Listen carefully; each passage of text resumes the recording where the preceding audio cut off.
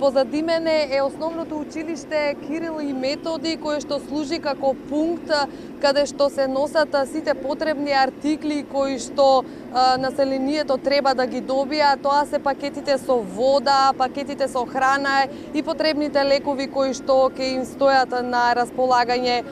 Моментално може да се види дека водата е овде, граѓаните кои имаат потреба ја зимаат, си одат, потоа доаѓаат други граѓани, значи им се делат и храна, а потоа и лекови. Овде граѓаните после невремето се тажни, домовите им се уништени, посевите исто така им се уништени. Меѓутоа, надлежните институции прават максимални напори за да се санираат овие штети. Пред 2 часа овде во посета беше и премиерот Димитриев заедно со министерот за труд и социјална политика Диме Спасов и министерот за финансии Миновски. Тие ги информираа граѓаните дека помошта постојано стигнува, ги информираа дека е веќе формирана комисија за штетите која што е излезена на терен. Тие штети откако ќе се проценат, граѓаните ќе ги добијат парите од штетата која што ја претрпеле. Димитриев и Диме Спасов ги информираа граѓаните дека оние кои што работат во државни институции ќе добијат по 5 слободни дена за да можат тие полесно да се справат со санирањето на штетите, а таа препорака е и за приватните компании. Како што кажав, комисијата за проценка на штетите веќе е излезена на терен, ги прави проценките, а подоцна граѓаните ќе ги добијат парите. Да погледнеме овде дел од атмосферата. Штетите кои ги платија дека штетите фрижидери ти работи, значи има кујни ти работи, кревети.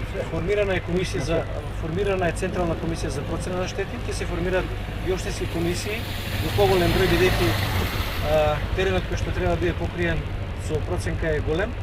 Значи согласно проценките на тие општински комисии преку централната комисија во корелација со Министерството за финансии владата ќе ги надокнади штетите.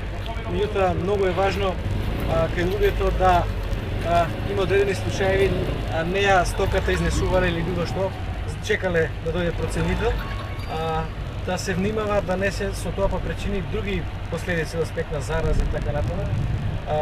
Проценката ќе започнува веднаш, значи уште денешниот ден и како ќе завршува проценката, владата ќе ги исплати средства. Средства, да? Да. Дадовме по 300.000 денари за семејствата кои што имат загинат случај и ќе чекаме проценката на општинските комисии. За штети дали што се уништено? За се, значи материјални штети, штети од добиток, земјоделски штети, проценката ќе биде за се.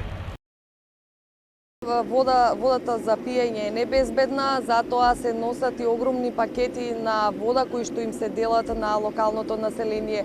Со разговор со локалното население тие прогнозираат дека најмалку уште 5 дена нема да имаат електрична енергија. Проводноста на патот е подобра за разлика од вчера, меѓутоа сепак има колони на возила кои што се упатуваат овде и кои што носат помош на локалното население. Како што беше кажано и вчера, денеска исто се прават максимални напори, активностите се координирани, има зголемен број на војници, припадници на АРМ, овдека се представници од комуналните предпријатија кои што им помагаат на локалното население, има зголемен број на механизација, меѓутоа и на пумпи кои што служи за вадење на водата од домовите. Овде предлагам да слушнеме вториот дел од атмосферата од посетата на Димитриев и на Спасов.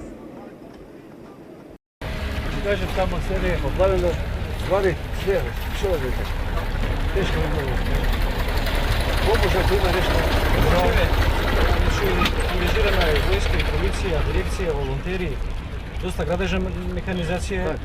Најбитно е што одредивме координатори од владата, тоа се министри, по населени места.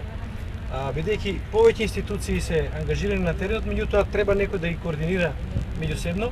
Овие министри ќе бидат постојано тука на терен, присутни за координација, за да имате на кого да се обратите за помош, да биде тоа испланирано, да се дадат приоритети кај треба ресурсите да се насочат и така натаму. Ја мислам дека споредено со вчерашниот ден гледам дека денешниот начин на организирање дава ефекти, многу подобро сме организирани. Исто така има задолживме Министерство за образование преку студентските домови, интернатите, армијата преку своите кујни, труд и социјала преку градинките, сите институции кои што имат капацитети да приготвуваат храна, да се приготвува храна и да се дистрибуира до луѓето на кои што им е потребна и сака да ја прифатат таа храна, значи не можеме со сила да Штетили сме многу, да ти кажем, баш ова е катастрофа.